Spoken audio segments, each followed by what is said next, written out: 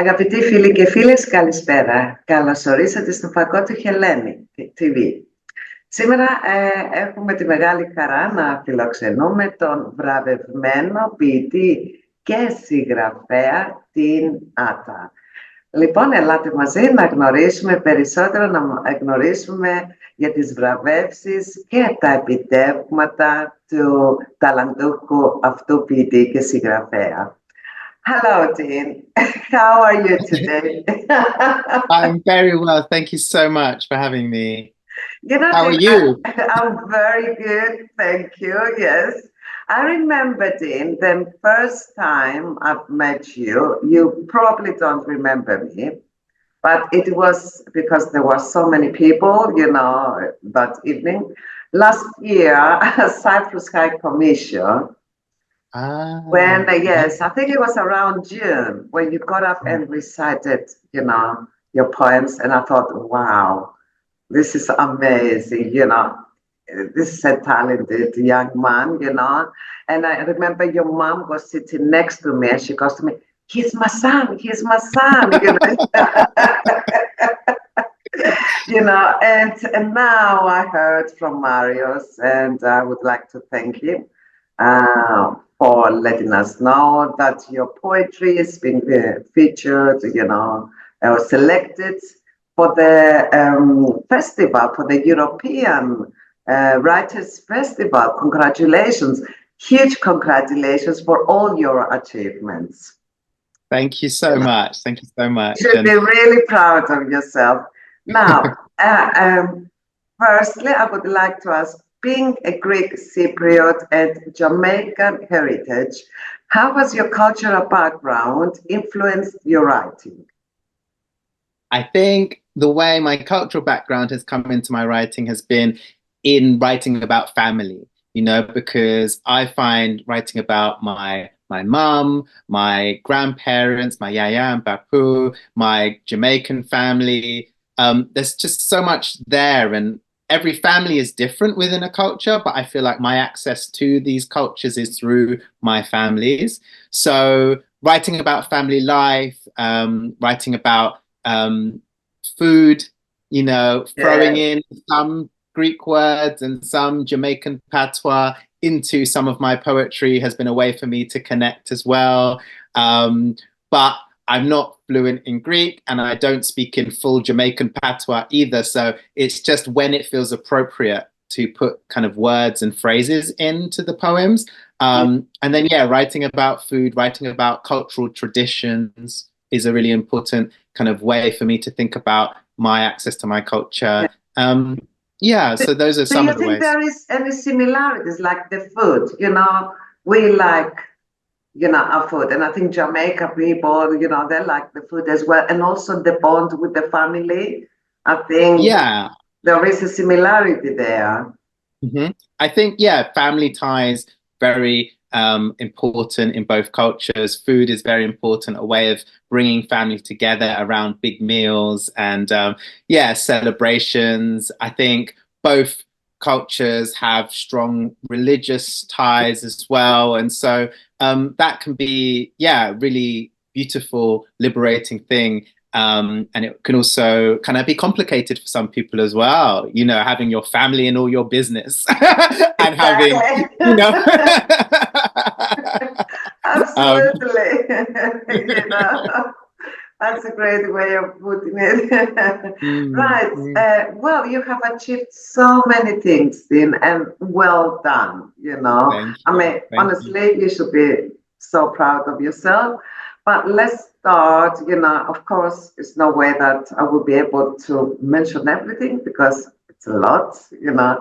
But your novel in verse, The Black Flamingo, has gathered significant acclaim for its exploration of identity and self-expression. What inspired you to write this story, and what message did you hope to convey? And also, what challenges, if any, did you encounter during the creative process? Three questions in one. Okay. I'm sure your memory is very good. Yeah, I mean, what inspired me was a trip to Cyprus to stay with my Yaya and Bapu. I was staying with them in Larnaca, and in 2015, and there was a sighting of the black flamingo in Cyprus, and it was on the news, and everyone was talking about it. And when I saw all the fuss being made over the black flamingo, I was like, I was just so intrigued and how it stood out from all the pink flamingos. It was there on the Salt Lake, and everyone was like, wow, this black flamingo.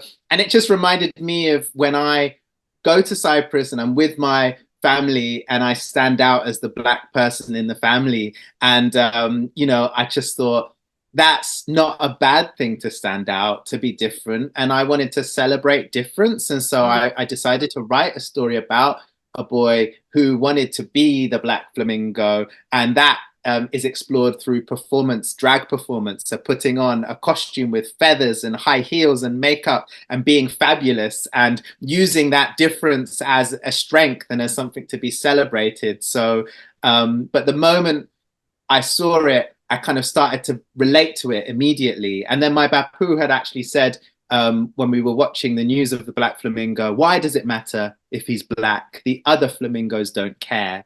And I felt like Bapu was saying, I love you. You know, you're different and we love you. You know, it's not either or. Being different isn't bad. And so that's the message of the book, is about celebrating your difference, whether that's through performance, whether that's through creative writing, whether that's through just how you exist in the world, proud of who you are. So the challenges, I guess, were blurring of the lines between fact and fiction. So the story was inspired by my real sighting of the black flamingo, but a lot of the story then I made up, you know? So that was interesting, because when people read a book, they assume most of it is you, it's your real life story. But I decided to create things for this story because it was important to me to write this really happy story of this boy overcoming all its obstacles in life quite early. And I feel like I didn't necessarily overcome the obstacles in my life when I was a teenager. I came to them in my 20s and 30s, and I arrived in my 30s at a place where I felt confident. But the book I wanted to write, I wanted the boy to feel confident by the time he got to university, so 18, 19 years old. So I had to create these situations for the teenage character to overcome obstacles early and get to a place of self-acceptance and self-love and pride earlier than really happened for me. It took me longer. Yes, yes. But it's better late than never, you know. That's the main thing, you know. And a lot of people watching will say, you're still young, Dean. And I'm, you know, I am young. So it's not that I think it's never too late to kind of come to revelations and realizations in your life. Yes, what are we supposed to say, you know? You see, now I'm sure it's different when Vasula, myself, is saying to you, congratulations, Dean, well done.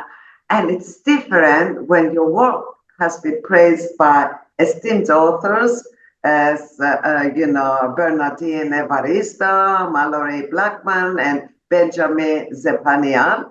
How does it feel to have your writing recognized by and celebrated by such influential figures in literature?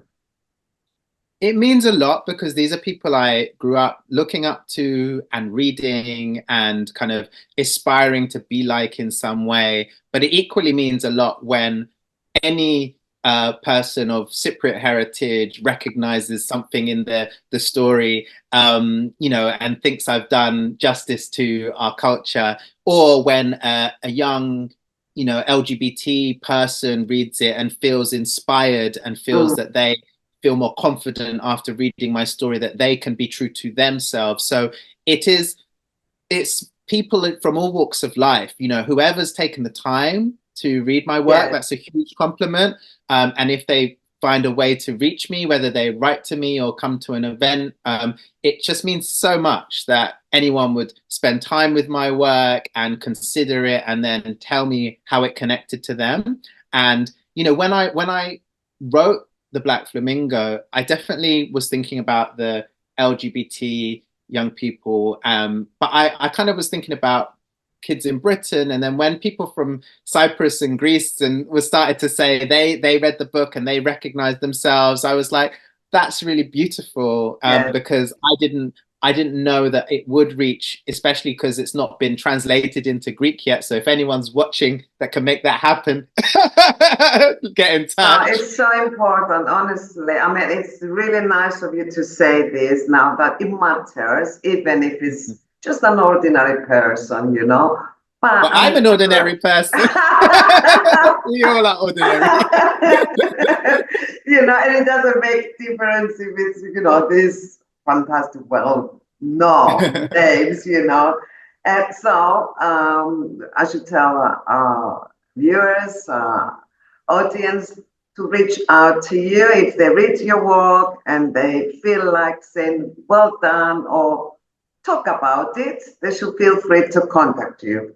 Yeah, right? Authors love to know that people are engaging with our work. So it means an awful lot. And, you know, I'm lucky to get to visit schools and hear what young people have thought about it when they've read the work in school. And I do quite a few events. So I really love talking to people at events, if they've read the work, or even if they haven't, if they've just enjoyed what I said at the event. Do you know what I mean? Because it's about connection. And I think books are a beautiful way to connect person to person, even if you don't get to meet the author.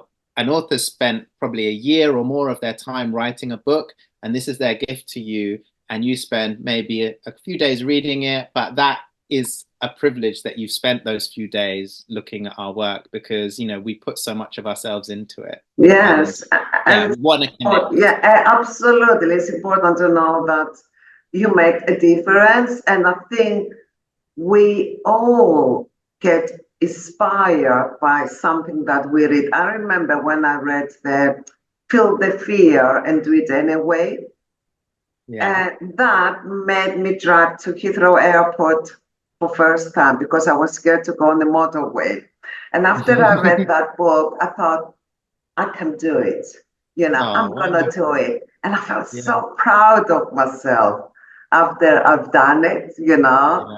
So thank you to you, you know, to all the poets and writers who inspired people, you know, and help them to overcome any fears or insecurities, you know, and make a difference to their life, you know. Now I can see and I can feel that the sky is the limit for your achievements, because I can see here that you won the Stonewall Book Award. You know, I mean, this is a remarkable achievement, Dean. So what impact do you think awards like this have on promoting diverse voices in literature? I think awards and the people behind them, it's so important. Often awards are run by librarians or booksellers. And so these are people that are connecting directly with readers and know what is going to make a difference, and know how an award will mean more people borrow the book from the library or buy the book from the shops. And some books or awards are voted for by the public, and that's really cool as well, because obviously, you know, that's all the readers and all the fans of your work will, you know, hopefully vote for it. But I really like the things that are judged by librarians and fellow, you know, authors judging, because I think there's something really interesting about that kind of level of consideration, because there's so many, it does make a difference. To win an award means more people will buy the book for schools and libraries.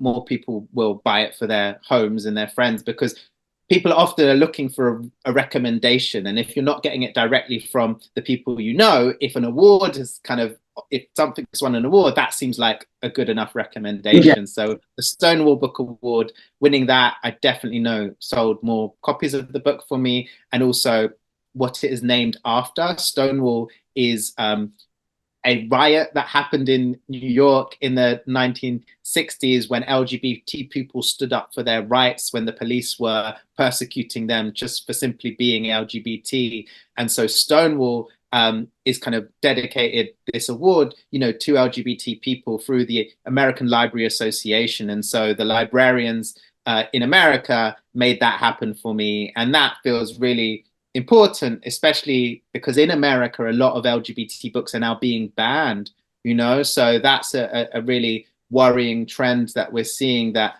freedom of speech is being kind of curtailed, and people's books are not getting into libraries and schools if they're about certain issues, whether that's race or sexuality.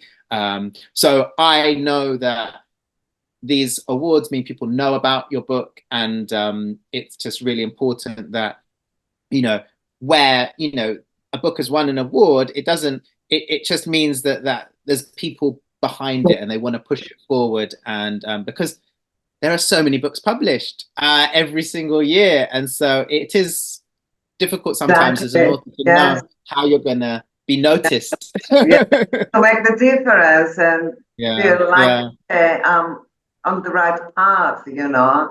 I'm doing something good, people do appreciate it, you know. So that gives you strength to carry on, you know, with what you're doing. Now, your latest poetry collection, there is still, I like that in the bracket, yes, that's the one, Love There, which explores themes of acceptance and queer joy. Can you talk to us about this, which also is the reason, I mean, this has been selected for the European Writers' Festival, yes? Yes. We would like to know more about it. Absolutely. So yeah, There Is Still Love Here is a collection of poems written over the past maybe 5 or so years. And it was written with a lot of love in mind. So I explore love, you know, through family, friendships, romance, and self-love, self-acceptance, because there are so many forms of love. And so I wanted to explore that, as well as look at some of the challenging moments that we may face, whether that's bereavement, whether that's being separated by, you know, the pandemic. When we were separated, you know, we couldn't see our loved ones, but also, a couple of cases of, in my life, you know, people who have passed away. I wanted to write about the love that goes on, you know, grief. You grieve for people because you love them, you know, and it's that displaced love. You don't have them to express your love to anymore. And so it sometimes comes out as grief. But also in my family, we have youngsters. So I have nieces, and the love for them is this new love. It's exciting. How they see the world is fascinating. And it gives me a lot of hope and joy to spend time with them. So I really wanted to explore a range of different types of love. And it was really, really lovely to bring it all together as a kind of journey through kind of family, friendship, romance, and bring it back to self-love, I think, is the ultimate type of love, you know. So the reason you put the still, you know, in brackets, is it in a way like you say, like giving hope? But it's still, love is still here in the times when you feel hopeless. Love is still here when you have lost a loved one. Love is still here if you're separated by distance from your loved ones. Love is still here even when you've argued with your partner. Like there's still love here. So that was kind of and also the love, the still and the stillness, I think I was thinking about as well, because this book was put together during the pandemic and life kind of had stopped for many people. We were just suspended and not knowing what was going to be happening. You know, I was far from my family because I was living in a different city at the time. And also my partner is a doctor and he was working in hospitals during this period. And it was a scary time. But through it all, people came together, people supported one another, people found ways to connect over Zoom, over video calls, you know, and we made sacrifices for one another. You know, the whole, you know, world did that. We all made sacrifices. And I think that is part of it. The pandemic is in there. I don't think it's not named in any poem, but you will feel that it it's there in the undertone of some of the poems, I think. Yeah. And talking about pandemic, I would say love is still, there is still love here, even though you cannot give a hug, because I was missing this so much. We couldn't hug our friends or our loved ones, you know, and you feel this emptiness and you panic. I mean, I got nervous and I thought, oh, is this the way it's going to be from now on? We won't be able to hug people. Do you think this is going to become like a habit? You know, because if you love people, you know, the first thing you will do when you see them is just go and hug them and kiss them, you know, and not be able to do this, you know, again, you know, I think we can use that as well for that. There's still love, even if you're not for some time. Now, about the European Writers Festival, I mean, it's going to be, I think, this week on the 18th and 19th, the Saturday and Sunday at the British Library, 2 whole days of panels and discussions with writers from all over Europe. My event is at 4:30 on the Sunday. It's the closing panel. So you need to go before my event and see everything that comes before on the Saturday and in the before me on Sunday. But if you can only come to one event, 4:30 on Sunday at the British Library, and we'll be talking with other European writers about our different books and our experience as, you know, feeling and being European in what many ways, you know, because there's not one way to be a European, obviously. So I think it'd be an interesting discussion how it comes up. I'm sure it will be. And how it kind of comes up in our kind of relationships, you know, traveling and writing about Europe. And you know, it's definitely important for me, you know, like going recently, I'm working on a new book that's coming out in July, and I went to both Greece and Cyprus as research for that book, and kind of thinking about my Greek heritage and Cypriot heritage and what that means to me,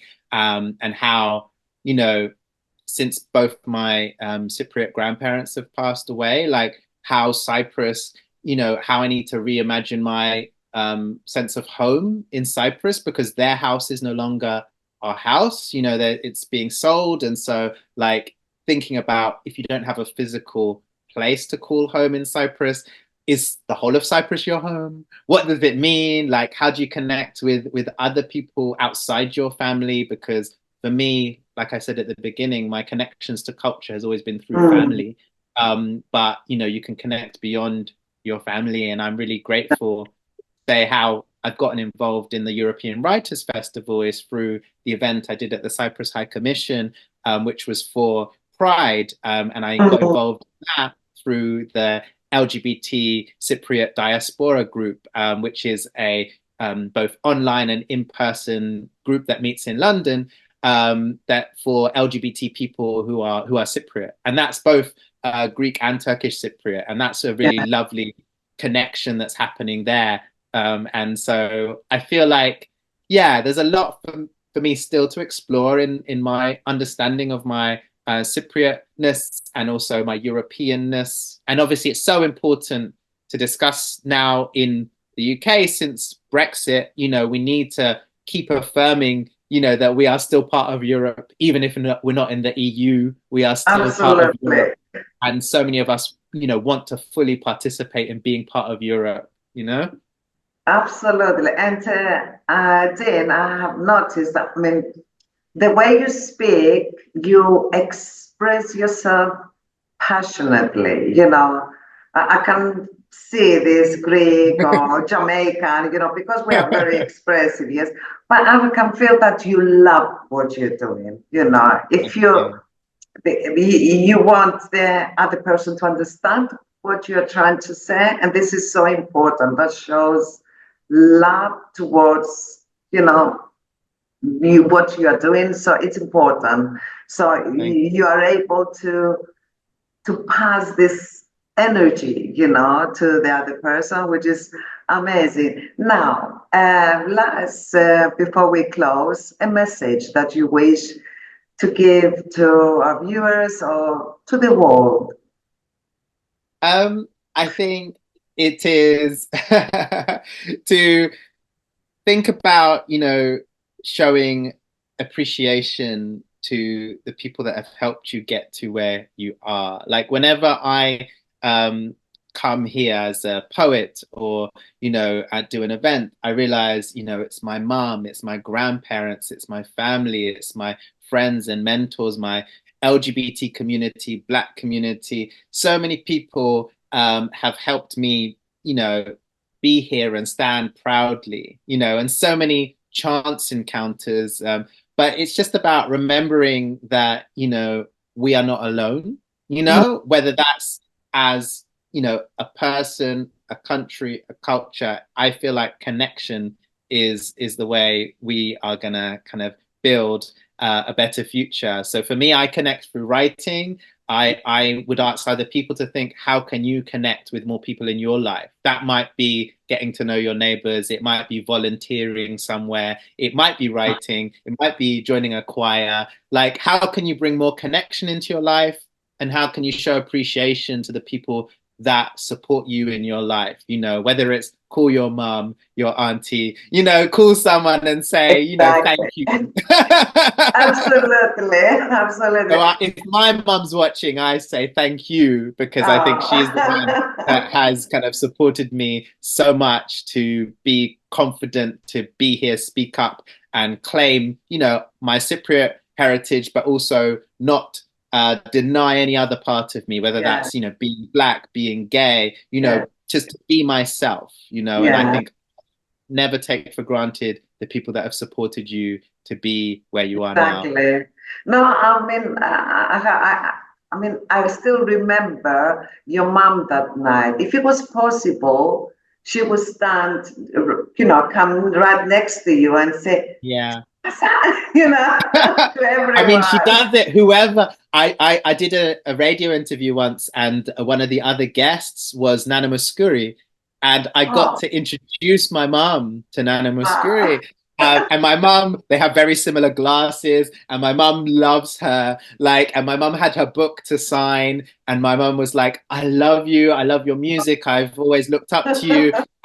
And she was like, thank you. And you should be so proud of your son, like what he does with words. And she was like, I am proud. Like, and it was just such a lovely moment that what I do got me to introduce my mum to one of her idols, you know. And I think this is the magic of, you know, putting yourself out there. You never know what connections are going to be made.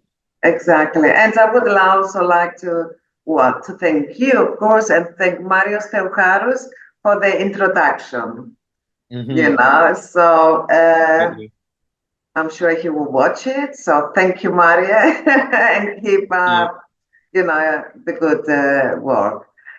Wishing you all the best, Dean. It was really a pleasure talking with you.